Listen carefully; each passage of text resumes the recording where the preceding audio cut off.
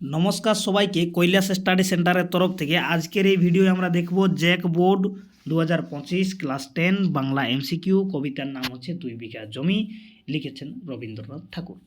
এর পূর্বে আমি তোমাদের 10 ক্লাসে সিলেবাসে যেটুকু কবিতা রয়েছে, অন্নপূর্ণা, ঈশ্বর পাটনি, তাছাড়া ছাত্রধারা, ছেলের দল, কান্ডারি হুঁশিয়ার, হ্যাঁ, এই যে কবিতাগুলো রয়েছিল, এই সব কবিতার উপর আমি ভিডিও বানিয়েছি, আপলোড করে দিয়েছি। তোমরা যদি না দেখে থাকো সেগুলো দেখে নেবে।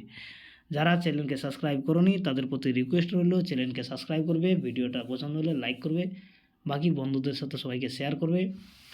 আর কথা আছে, যদি কোনো সমস্যা থাকে তাহলে কমেন্ট করে জানাবেন। এবারে চলো 2 বিঘা জমি থেকে যে প্রশ্নগুলো 17 তারিখের এক্সাম আসতে পারে সেগুলো আমরা দেখি। তো 2 বিঘা জমি রবীন্দ্রনাথ ঠাকুর লিখেছে। এই কবিতায় কি আছে মূল গল্পটি একটুকু বলে দিই তোমাদেরকে। কবিতার সারাংশ যদি আমরা বলি তাহলে বলা যাবে যে 2 বিঘা জমি কবি রবীন্দ্রনাথের লেখা। এই কবিতাটি তার কথা ও কাহিনী কাব্যগ্রন্থ থেকে সংকলিত হয়েছে। একটা গভীর ধরনের চিন্তাশীল মানবতাবাদী কবির অত্যাচারী যে ধনী জমিদারের যে প্রতি ধিক্কার জানিয়ে জনসাধারণের গরিব অসহায় মানুষের প্রতি যে সমবেদনা জানিয়েছিল, এই কবিতায় সেটাই রয়েছে। সমবেদনার কোথায় দেখতে পাবে? শেষের সময় একটু যে গিয়ে দেখবে নিচের লাইনটা সবার থেকে শেষে কী লিখছে এখানে দেখো, যে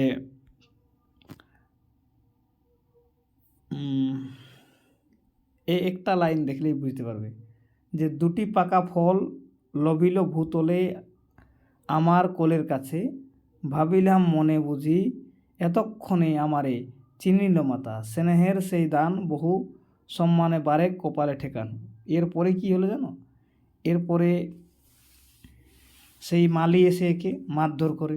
হ্যাঁ, শেষের সময় খুব সুন্দর করে একটা লাইন আছে দেখবে কবিতাটিতে, যে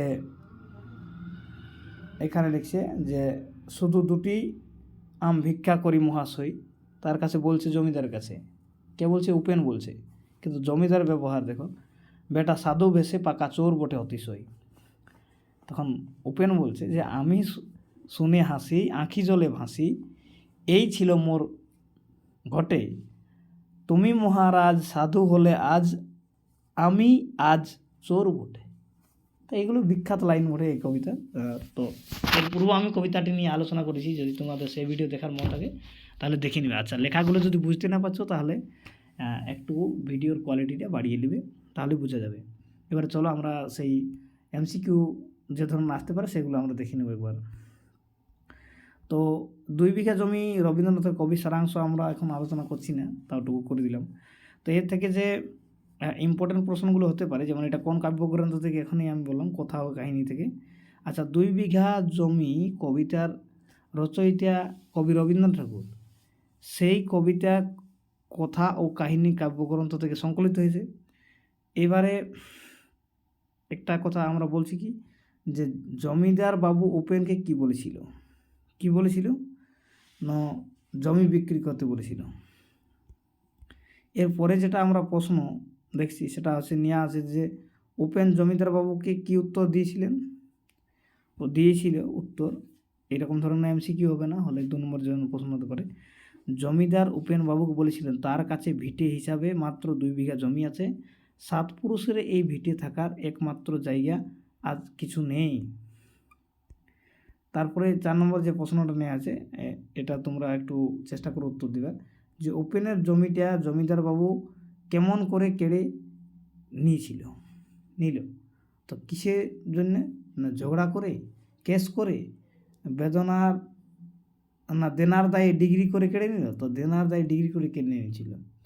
এরপরে প্রশ্ন আছে সেটা হচ্ছে যে জমিদার উপেনের 2 বিঘা জমি নিতে চেয়েছিল কেন? না দৈর্ঘ্য ও প্রস্থ সমান করার জন্য নিতে চেয়েছিল, তার আম বাগানের দৈর্ঘ্য প্রস্থ। ঠিক আছে। এবারে একটা প্রশ্ন আছে যে এ জগতে বেশি চাই কে বেশি চাই? না এ জগতে সে বেশি চাই যার আছে বুড়ি বা অনেক সম্পত্তি আছে, সেই বেশি চাই। ঠিক আছে। এরপরে যে কবিতাটা নেওয়া হয়েছে এখান থেকে, যে বসিতার তলে নয়নের জলে শাক্ত হইল ব্যথা, উক্তিটি কার? এটা কার উক্তি ছিল না? উক্তিটি ছিল উপেনের। 8 নম্বর যেটা প্রশ্ন নেওয়া আছে, যেমন সেটা আছে যে উপেন দেশে দেশে কি ভেসে ফিরেছিল? সাধু ভেসে ফিরেছিল। ঠিক আছে, সাধু ভেসে ফিরেছিল।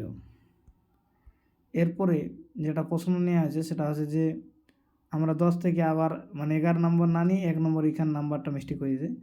তো কথা আছে যে উপেন রাত দিন কার কথা ভুলতে পারেনি? 2 বিঘা জমির কথা ভুলতে পারেনি। এবারে প্রশ্ন আছে যে ছোট ছোট গ্রামগুলি উপেনের কাছে কেমন মনে হয়েছিল? এই ছোট ছোট গ্রামগুলি উপেনের কাছে শান্তির নীড় বলে মনে হয়েছিল। আচ্ছা, কোন স্থানকে রাখালের খেলার ঘর বলে মনে করা হয়েছে? তো ঘনপল্লব বা পাতার আচ্ছাদিত, সেই বনের মধ্যে যে কচি কচি পাতা দিয়ে যে খুব ঘন অন্ধকার হয়ে থাকে, সেই সুশীতল আম্রকানন এবং আম্র বাগানে রাখালের খেলা ঘর বলে মনে হয়েছে। তো এই ধরনের প্রশ্ন আসতে পারে। আর বাকি যে প্রশ্নগুলো রয়েছে এখানে, এগুলো 2 নম্বর বা 1 নম্বরের জন্য অনেক সময় আসে। তো 10 ক্লাসে সম্ভবত এখন আর এরকম প্রশ্ন হয় না, MCQ হয় শুধু।